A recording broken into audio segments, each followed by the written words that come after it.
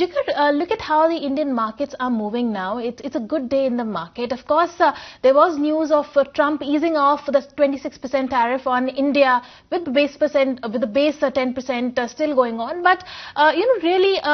Besides that, there are a couple of other macro things that are working well for India, and that is the cooling off of the dollar index. Dollar has been on the back foot of late, and also, in fact, today it briefly slipped below the 100 mark as well. The oil has come off. Given that, and of course, China is the one that will face the brunt of the tariffs the most. So India stands to gain from that. Are we really now poised for an up move, given that maybe, come next quarter, even the earnings are likely to improve?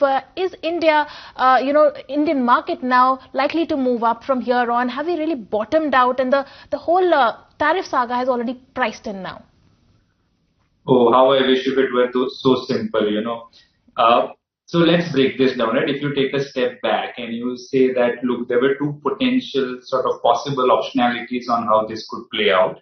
One was that, the Trump administration was just using this as a tactical maneuvering tool to get a lot of countries to the negotiating table. And in which case this would have eventually reversed. The bigger issue was not so much the equity markets, it was really how the basis risk on the hedge fund trade was, appearing that it would completely blow out. And they responded to that and they said, look, let's pause for 90 days or thereabouts. The other way it could have played out was the fact that they would have completely changed the sort of, the face of how the global business is done, right back to the early 1970s. 71 when the gold standard was decimated, and 25 years of Chinese disinflation. So the globalization and the way that has played out.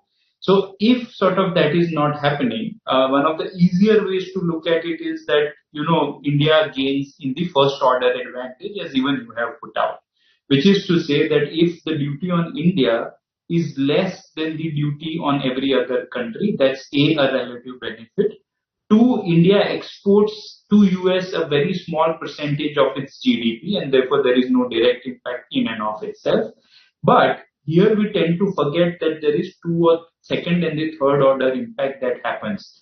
The second order impact clearly is that dollar is sort of falling, crude is falling because there is an implied assumption of recession sort of now getting priced in. We cannot have it both ways in a way that the recession will happen, which is why crude will fall, but India's exports will not get impacted. So that's point number one. Point number two, which is the third sort of order of impact that will happen, is that if China is not allowed to export into the US, then it will try and flood every other market that it is allowed to export to. Now, we have seen this story play out with steel in the year, I think, 2015 to 2018 onwards, where, they started supplying to the Philippines, Thailand, and the Asia Pac region.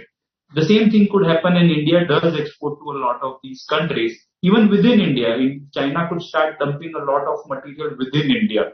So I think it's a little more nuanced situation that we have been presented with. We can't have it in one way or the other. Sadly, it's one of those times where, you need to take a calibrated and balanced call. We can discuss how it plays out in valuations in the next section, but I think it's much more nuanced than the way we see it in the first order.